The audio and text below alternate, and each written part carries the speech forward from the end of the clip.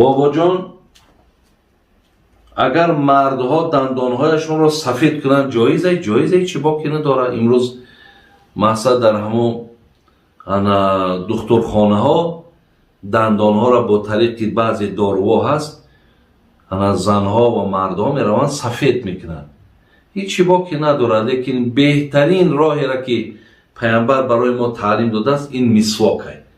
شما همون چوب مسواکی که هست وای مثلا از یک جهت اگر دندانا را سفید کند از جهت دیگر با طبابتی است وای طبابت هم میکنه.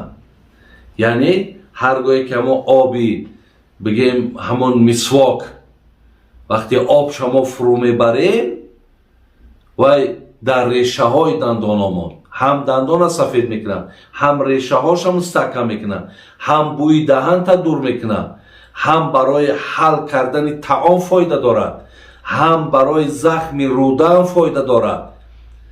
برای همین است که پیامبر گرامی برای ما تاکید کردند که اگر مشقت بر امتم نمیشید هر آینه امرشون میکردم که پیش از هر یک نماز اول دندانا را مسواک کنند بعد نمازشان خوانند. برای همین مدنیت دادرها خواهرای عزیز بیاین پیدا کنیم.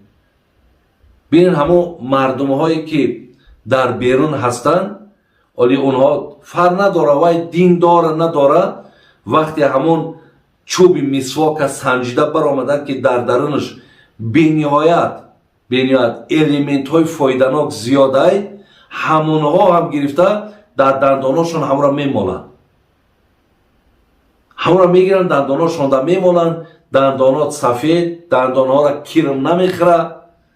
بینین گوشتای دندان فایده داره. شما یک بار در اینترنت هم درباره همین مسواک دارین فایده های مسواک در همونجا بنویسین میبرد که چی فایده هایی داره. بین یک علف ما و شما میاریم چای میکنیم، همون خداوند در درون همون علف مقصد برای ما و شما یک فایده برای سلامتی من داده. این هم همون یک رستنی است، یک گیاهی هست که در مقصد همین ملک ما و شما میروید. بهترینش با در همین ملک ما و شما هست که در منطقه های شوراباد و در منطقه های مومین آباد و مقصد در همین منطقه ها همین چوب بسیاره، مسواک چوب شما از همین استفاده برید. بهترینش همین است. چند جهت برای شما فایده دارد. هم در نمازتان شما مسواک زنین اگر با ثواب نماز زیاد می شود. آیا زن در نماز پیش در آمده میتواند اگر بین خودشان باشد، اگر مثال 5-6 زنک جمع شده است میخوان نماز جماعت گذرانند، فقط رنگ مردها یک کس پیش نمیدراید بلکه در همون صف خودشان میستن و خلاص اذان نمیگن، قامت نمیگن، الله اکبر گفتن نیت میکنه و دیگر نماز پیش بردن میگیرن. فقط در صف میسته، در اون صف اول. استاد کعبه کدام سال ساخته شد؟ از طرف حضرت ابراهیم. برادرای عزیز در اطراف بنیاد کعبه بسیار بحث و مناظرات زیادند. حتی در اطراف این میگن تا 12 بار کعبه را برادرای عزیز مقصد بنیاد کردن، ویران شده از بنیاد کردن. اولین باری که میگه حتی ساختنش اینها ملائکه ها بودن. بعد از آن حضرت آدم میگه با اثر نو با ساخت.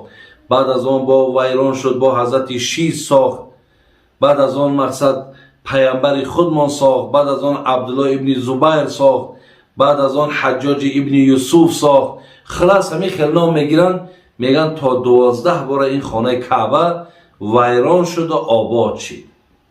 لیکن اگر از سوره مبارکه آل عمران بگیریم آیت 96 الله مهربان میگه این اول بیت وضع للناس.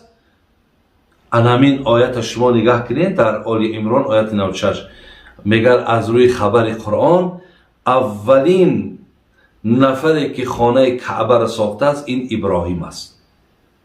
یعنی در زمانهایی که حضرت ابراهیم حیات بودن، همین مقصد نفر سازنده همین خانه کعبه بودن.